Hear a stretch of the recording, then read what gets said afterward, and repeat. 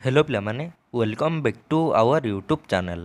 पिलामाने मु आज नवम श्रेणी ओडिया बहिर प्रथम चैप्टर बा प्रथम पद्य काहा मुख अनाए बंचिबी ताहार आज सप्रसंग सरल अर्थ तार आज क्वेश्चन आंसर गुड़ाक डिस्कसन करी। पिलामाने आर 30 नंबर पर्यंत क्वेश्चन आंसर डिस्कसन करिछि एवं एहार वीडियो मो चैनल रे अछि। जो माने देखिन मो चैनल को जाई देखिपर। आज देखा सरलार्थ प्रश्न गुड़िक। 31 नंबर प्रश्न देला जीवन बिहुने जेह्ने जस राजा बने जेह्ने ग्राम देश। पिला माने एहाकु सरल अर्थ रे लिखिबा। आंसर देकी लिखिब जीवन बिहुने डट डट डट पुणी ग्राम देश। पुणी एहाकु टिके कविंक नाम आउ को बहिरु आसीची ताकु देकी टिके लिखिबा पिला माने। संस्कृत पद्यांशटी भक्तचरण दासଙ୍କ द्वारा रचित मथुरा मंगल काव्य अंतर्गत षष्ठ छांदरु संगृहीत काहा मुख अनाए बंचिबी शीर्षक पद्यरु आनीत। काहा मुख अनाए बंचिबी एही पद्यरु एही प्रश्नटी आसीची। आउ एहाकु किए लिखिचंती? भक्तचरण दास लिखिचंती। को काव्यरु आसीअछि? या मथुरा मंगल काव्यरु आसीअछि। एतिकी लिखिदल। पुणी लिखिब तार मझी पार्टडा। एठारे कवि कृष्णଙ୍କ बिना ଯଶୋଦାଙ୍କ ମନରେ ସୃଷ୍ଟି ହେଉଥିବା ଅନାଗତ ଆଶଙ୍କା ଉପରେ ଆଲୋକପାତ କରିଛନ୍ତି। ମଥୁରାରେ ଆୟୋଜିତ ଧନୁ ଉତ୍ସବ ଦର୍ଶନ କରିବାକୁ କଂସର ନିମନ୍ତ୍ରଣ ଚିଟାଉ ଚିଟାଉ ପିଲାମାନେ କ'ଣ? ଚିଠି ବା ଲେଟର। ଚିଟାଉ ଅକ୍ରୁର ଠାରୁ ପାଇବା ପରେ ଗୋପପୁରରେ ହାହାକାର ପଡ଼ିଯାଇଛି। ଶ୍ରୀକୃଷ୍ଣ ମଥୁରା ଯିବା ପାଇଁ ସମ୍ମତି ପ୍ରଦାନ କଲା ପରେ ଯଶୋଦାଙ୍କ ମାତୃ ହୃଦୟ ବ୍ୟାକୁଳ ହୋଇଉଠିଛି। ମାତୃ ହୃଦୟ ଗଭୀର ବାତ୍ସଲ୍ୟ ମମତାର ଚିତ୍ର କବିଙ୍କ ଲେଖନୀ ମନରେ ଜୀବନ୍ତ ହୋଇଉଠିଛି। ପିଲାମାନେ ଏବେ ତାର ଲେଖିବା ମେନ୍ ପାର୍ଟଟା, ମାନେ ସେ ଗୀତର ସାରାଂଶଟା ଲେଖିଦେବା। ଲେଖିବ କୃଷ୍ଣଙ୍କୁ ଦଣ୍ଡେ ନ ଦେଖି ମାତା ଯଶୋଦା ବ୍ୟଥିତ ହୋଇପଡ଼ିଛନ୍ତି। କୃଷ୍ଣ ମଥୁରାପୁର ଯାତ୍ରା କଲା ପରେ ସେ କିପରି କାଳାତିପାତ କରିବେ ତାହା ଚିନ୍ତା କରି ତାଙ୍କ ପ୍ରାଣ ବିଷାଦରେ ଭରି ଉଠିଛି। କାହାର ପ୍ରାଣ? ମାତା ଯଶୋଦାଙ୍କ ପ୍ରାଣ। ପୁତ୍ର ବିନା ଦେହ ଧାରଣ କରି ବଞ୍ଚିବା ଯେ ତାଙ୍କ ପକ୍ଷେ ସମ୍ଭବ ହେବ ନାହିଁ, ଏହା ସେ ସ୍ପଷ୍ଟ ଭାବେ ପ୍ରକାଶ କରିଛନ୍ତି। ଜଳ ବିନା ମତ୍ସ୍ୟ ଯେପରି ବଞ୍ଚିବା ଅସମ୍ଭବ, ପିଲାମାନେ ଏଗୁଡ଼ାକ ଏକ୍ଜାମ୍ପଲ୍ ଗୁଡ଼ାକ। ଏବଂ ରାଜା ବିନା ରାଜ୍ୟର ଅବସ୍ଥା ଯେଭଳି ଭାବେ ବିପର୍ଯ୍ୟୟ ଅଭିମୁଖ୍ୟ ହୋଇଥାଏ, ଠିକ୍ ସେହିପରି କୃଷ୍ଣଙ୍କ ବିଚ୍ଛେଦର ଯଶୋଦାଙ୍କ ବିନା ପ୍ରାଣ ଧାରଣ କରିବା ଅସମ୍ଭବ ହୋଇଉଠିବ। ମାନସିକ ଭାରସାମ୍ୟ ହରାଇ ସେ ହୁଏତ ମୃତ୍ୟୁବରଣ କରିବେ। କିଏ ମୃତ୍ୟୁବରଣ କରିବେ ପିଲାମାନେ? ମାତା ଯଶୋଦା। ଏହି ଆଶଙ୍କାରେ ତାଙ୍କ ହୃଦୟ ଦଗ୍ଧୀଭୂତ ହୋଇଉଠିଛି। ପୁଣି ସ୍ନେହମୟୀ ଜନନୀଙ୍କ କୋମଳ ମନ ବିଳାପ ହୋଇଉଠିଛି। ତାଙ୍କ ମନଭାବନାର ଏକ ନିଚ୍ଛକ ଚିତ୍ର କବି କଳ୍ପନାରେ ମନଗ୍ନ କରି ହୋଇଉଠିଛି। ମନଗ୍ନ ପିଲାମାନେ ଚିନ୍ତାମୟ ହୋଇ ଉଠିଛି ବା ଭାବନା ଗୋଟିଏ ଆସିଛି। ପିଲାମାନେ ଏତିକି ହିଁ ଆର ଆନ୍ସର୍ ଲେଖିବ। ତୁମମାନଙ୍କୁ 5 ମାର୍କ ମିଳିଯିବ। ଏଗୁଡ଼ାକ ଗୋଟିଏ ଗୋଟିଏ 5 ମାର୍କ ପିଲାମାନେ। ପୁଣି ଏବେ ଯିବା 32 ନମ୍ବର। ଯେତେବେଳେ ବନେ ଯାଉ ସଙ୍ଗରେ ମୋ ପ୍ରାଣ ନେଉ ନିମିଷେ ବିଚ୍ଛେଦ ନ ସହଇ। ଏହାର ଆନ୍ସର୍ ଲେଖିବ ଯେତେବେଳେ ଡଟ୍ ଡଟ୍ ଡଟ୍ ନ ସହଇ।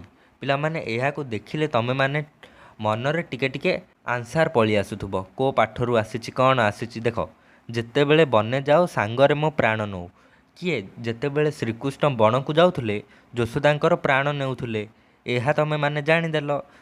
କାହା ମୁଖ ଅନାଏ ବଞ୍ଚିବି କାବ୍ୟରୁ ଆସିଛି ବା କାହା ମୁଖ ଅନାଏ ବଞ୍ଚିବି ପଦ୍ୟରୁ ଆସିଛି। ତ ଏଠାରେ କବି ଶ୍ରୀକୃଷ୍ଣଙ୍କ ଗୋଚାରଣ ଉଦ୍ଦେଶ୍ୟରେ ବନ ଗମନ ପରିପ୍ରେକ୍ଷୀରେ ମାତା ଯଶୋଦାଙ୍କ ମନର ଭାବାନ୍ତରକୁ ବର୍ଣ୍ଣନା କରିଛନ୍ତି। ପିଲାମାନେ ଏତିକି ହିଁ ଲେଖିଦେଲ।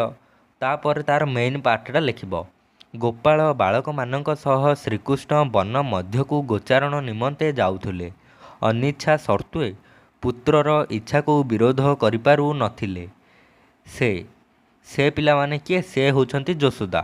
କିନ୍ତୁ ଏକାଇର ବେଳା ପୁତ୍ର ଶ୍ରୀକୃଷ୍ଣ ତାଙ୍କ ପାଇଁ ନୟନ ପିତୁଳା ପ୍ରାୟ ଥିଲା।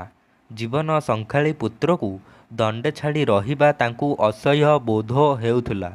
ବର୍ଣ୍ଣ ମଧ୍ୟରେ ପୁତ୍ର ପ୍ରତି ଅହେତୁକ ବିପଦ ଆଶଙ୍କା କରି ତାଙ୍କ ମନ ଅଥୟ ହୋଇ ଉଠୁଥିଲା। ପୁତ୍ରର ବିରହରେ ସାରାଦିନ ଗୃହରେ କେବଳ ଯନ୍ତ୍ରବତ୍ ଚଳପ୍ରଚଳ ହେଉଥିଲା। ସେ ପୁତ୍ରର କ୍ଷଣିକ ବିଚ୍ଛେଦ ତାଙ୍କୁ କୋଟି ଯୁଗ ପ୍ରାୟ ଅନୁଭୂତ ହେଉଥିଲା। କାରଣ କୃଷ୍ଣ ତାଙ୍କ ପାଇଁ ଥିଲେ ଅନ୍ଧର ଲହୁଡ଼ି ସଦୃଶ। ଅନ୍ଧାରର ଲହୁଡ଼ି ପିଲାମାନେ ବା ଅନ୍ଧର ଯିଏ ଅନ୍ଧକୁ ସାହାଯ୍ୟ କରେ ତାହାକୁ ଅନ୍ଧର ଲହୁଡ଼ି କୁହାଯାଏ। କୃଷ୍ଣ ବନରୁ ବାହୁଡ଼ିବା ପର୍ଯ୍ୟନ୍ତ ସେ ନିଜକୁ ପ୍ରାଣହୀନ ପ୍ରାୟ ଅନୁଭବ କରୁଥିଲେ। ପୁଣି ଶେଷରେ ଟିକେ ଲେଖିଦେବ, ପଦ୍ୟାଂଶଟି ମାତୃ ହୃଦୟର ଗଭୀର ବାତ୍ସଲ୍ୟ ମମତା ପ୍ରକଟିତ ହୋଇଛି। ପିଲାମାନେ ଏତିକି ଲେଖିଦେବ। ପୁଣି ଏବେ ଯିବା 33 ନମ୍ବର କ୍ୱେଶ୍ଚିନ୍। ସର ଲବଣୀ ଅଧାମ ପକ୍ୱରମ୍ଭା ସୁଧାସମ ମୁଖେ ଦେଲେ ଥୁ ଥୁ କରି ଫିଙ୍କୁ।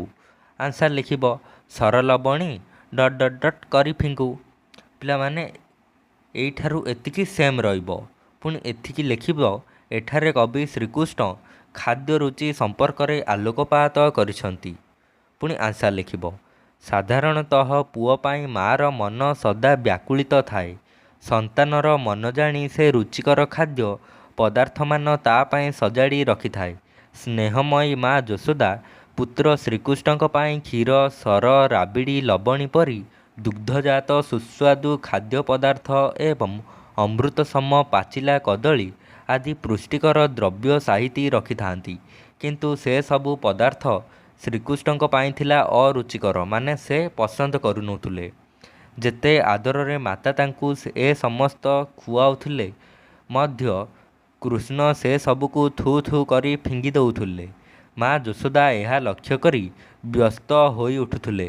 କୃଷ୍ଣ ମଥୁରା ଚାଲିଗଲେ ସେଠାରେ କିଏ ତାଙ୍କ ମନ ଜାଣି ଖାଦ୍ୟ ଖୁଆଇଦବ, ଏହା ଚିନ୍ତା କରି ମା ଯଶୋଦା ବିବ୍ରତ ହୋଇପଡ଼ିଛନ୍ତି ବା ବ୍ୟସ୍ତ ହୋଇପଡ଼ିଛନ୍ତି। ପୁଣି ଶେଷରେ ଲେଖିବ ମମତାମୟୀ ଜନନୀ ପ୍ରାଣର ବାତ୍ସଲ୍ୟ ମମତା ଏଠାରେ ସ୍ପଷ୍ଟ ପ୍ରତିଭାତ ହୋଇ ଉଠିଛି। ପିଲାମାନେ ପୁଣି ଏବେ ଯିବା 34 ନମ୍ବର। ଛାଇକି ଅନାଇ ଡରୁ ଧାଇଁ ମୋତେ କୋଳ କରୁ ବସନେ ଘୋଡ଼ାଇ ମୁଖ ଗୋଟି। ମାନେ ଛାଇକି ଦେଖିକି ଶ୍ରୀକୃଷ୍ଣ ଡରି ଯାଉଥିଲେ ଏବଂ ଯଶୋଦାଙ୍କର ପିନ୍ଧା ଲୁଗାରେ ନିଜ ମୁହଁକୁ ଘୋଡ଼ାଇ ଦେଉଥିଲେ। ଏହାକୁ ଲେଖିବ ପିଲାମାନେ। ଲେଖିବ ଏଠାରେ କବି କିଏ ପିଲାମାନେ? କବି ହେଉଛନ୍ତି ଭକ୍ତଚରଣ ଦାସ। ଏଠାରେ କବି ଶ୍ରୀକୃଷ୍ଣଙ୍କ ଶୈଶବରେ କିପରି ଭୟାତୁର ଥିଲେ ତାହା ବର୍ଣ୍ଣନା କରିଛନ୍ତି। ଆନ୍ସାର ଲେଖିବ ବା ତା'ର ବଡ଼ି ପାର୍ଟଟା ଲେଖିବ ବାଲ୍ୟକାଳରେ ଶ୍ରୀକୃଷ୍ଣ ଭୀଷଣ ଦୟାଳୁ ଥିଲେ। ତେଣୁ ମାତା ଯଶୋଦା ତାଙ୍କ ପାଇଁ ବ୍ୟସ୍ତ ହୋଇପଡ଼ୁଥିଲେ।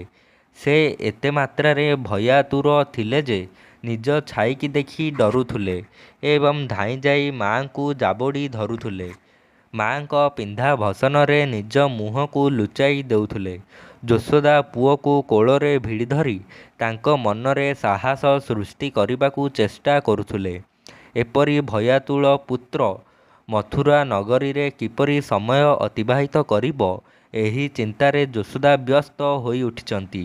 କଂସ ରାଜପ୍ରସାଦରେ ମହାବଳୀ, ହସ୍ତୀ, ଅଶ୍ୱ ଓ ରାକ୍ଷସମାନଙ୍କ ଉପସ୍ଥିତ ଲକ୍ଷ୍ୟ କରି ତାଙ୍କ ଆଦରର ପୁଅ ହୁଏତ ଭୟରେ ସହରି ଉଠିବ, ଏହା ଚିନ୍ତା କରି ମାଆଙ୍କ ମନ ଆତଙ୍କିତ ହୋଇପଡ଼ିଛନ୍ତି। ପିଲାମାନେ ଏତିକି ଲେଖିଦେବ। ପୁଣି ଏବେ ଯିବା ଲାଷ୍ଟ କ୍ୱେଶ୍ଚିନ୍ ପିଲାମାନେ। ଟିକେ ରୁହ। ହଁ, ଲାଷ୍ଟ କ୍ୱେଶ୍ଚିନ୍। ମା ବୋଲି ଡାକିବୁ କାହାକୁ, ସାହା ବା କେ ଆହା ବୋଲିବାକୁ ରେ। ଆନ୍ସାର ଲେଖିବ ଏଠାରେ କବି ଶ୍ରୀକୃଷ୍ଣଙ୍କ ବିରହରେ ବ୍ୟସ୍ତ ହୋଇ ସ୍ନେହମୟୀ ମାତା ଯଶୋଦାଙ୍କର ମାତୃ ହୃଦୟର ବାତ୍ସଲ୍ୟ ମମତା ଏକ ଜୀବନ୍ତ ଚିତ୍ର ପ୍ରଦାନ କରିଛନ୍ତି। ପୁଣି ଆନ୍ସାର ଲେଖିବ ମଥୁରାରେ ଧନୁଯାତ୍ରା ଦେଖିବା ପାଇଁ ଶ୍ରୀକୃଷ୍ଣ ପ୍ରସ୍ତୁତ ହେବା ସମ୍ବାଦ ଶୁଣିବା ପରେ ମା ଯଶୋଦା ବାତ୍ସଲ୍ୟପ୍ରାୟ ବିଳାପ କରିଛନ୍ତି। କୃଷ୍ଣଙ୍କୁ ମୁହୂର୍ତ୍ତ ଛାଡ଼ି ବଞ୍ଚିବା ଯାହା ପାଇଁ ଅଶେଷ ଯନ୍ତ୍ରଣାପ୍ରଦ ଥିଲା, ସେହି ନୟନ ପିତୁଳା ଦୁଃଖୀ ଧନକୁ ସୁଦୂର ମଥୁରା ନଗରୀକୁ ପଠାଇ ସେ ବା କିପରି ଦେହ ଧାରଣ କରିପାରିବେ ତାଙ୍କ ମାନସ ପଟରେ ପୁତ୍ରର ଶୈଶବ ଓ ବାଲ୍ୟ ଜୀବନର ସୁଖସ୍ଥ ତ୍ରିଭରା ମୁହୂର୍ତ୍ତଗୁଡ଼ିକ ନାଚି ଉଠିଛି, ଯାହାକୁ ସ୍ମରଣ କରି ଯଶୋଦାଙ୍କ ଅନ୍ତର କାନ୍ଦି ଉଠିଛି। ତାଙ୍କର ଦୁର୍ବଳ ଶରୀର ବିଶିଷ୍ଟ ଭୟାଳୁ ପୁତ୍ର ରାକ୍ଷସପୁରରେ କିପରି ଦିନ ଅତିବାହିତ କରିବ, ସେହି ଚିନ୍ତାରେ ସେ ମ୍ରିୟମାଣ ହୋଇପଡ଼ିଛନ୍ତି। ଯେଉଁ ଅଲିଅଳ ପୁତ୍ର ବା ଅଲିଅଳି ପୁତ୍ର କାନ୍ଥରେ ଅଙ୍କିତ ଚିତ୍ର ପନ୍ତରେ ଏକ ଭୟଙ୍କର ଛବି ଦେଖିଲେ ଭୟରେ ଶିହର ହୋଇଉଠେ, ସ୍ୱପ୍ନ ଦେଖି ଚମକି ଉଠେ ଏବଂ ମାଆଙ୍କୁ ଜାବୁଡ଼ି ଧରି ପଣତରେ ମୁହଁ ଢାଙ୍କିଦିଏ, ସେପରି ଭୟାତୁଳ ସନ୍ତାନ ରାକ୍ଷସପୁରୀ ମଥୁରାରେ କିପରି ଦିନ କାଟିବ, ଏ କଥା କଳ୍ପନା କରି ଆତଙ୍କିତ ହୋଇଛନ୍ତି ମାତା ଯଶୋଦା। ସେଠାରେ ସାହା ହେବା ପାଇଁ କି ଅଭୟ ଦେବା ପାଇଁ କେହି ନଥିବେ, ଏହି ଆଶଙ୍କାରେ ଯଶୋଦା ବିଚଳିତ ହୋଇପଡ଼ିଛନ୍ତି। ପିଲାମାନେ ଏତିକି ହିଁ ଲେଖିଦେବ। ଟୋଟାଲି ପିଲାମାନେ 35ଟା ବା 5ଟା ସରଳାର୍ଥ ଥିଲା। ପୁଣି ନେକ୍ସଟ ଭିଡ଼ିଓ କରିବି, ସେଠାରେ ଦୀର୍ଘ ଉତ୍ତରମୂଳକ ପ୍ରଶ୍ନ ଉତ୍ତର ଗୁଡ଼ିକ ଡିସ୍କସନ୍ କରିବା। ରହୁଛି ପିଲାମାନେ, ଧନ୍ୟବାଦ।